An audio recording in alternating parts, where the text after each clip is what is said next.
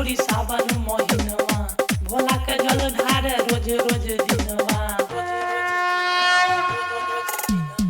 चढ़ल गे छौरी सावन महिनवा भोला के जल ढारे रोज रोज दिनवा बाबा से कही है गे दिल के बतिया बाबा से कही है गे दिल के बतिया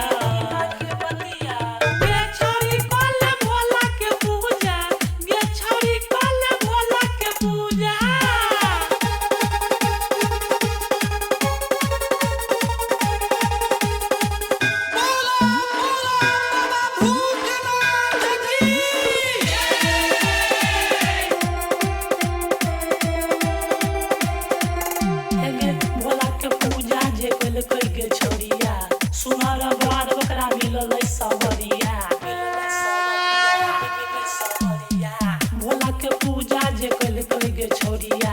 सुनर बर ओकरा मिलल सवरिया।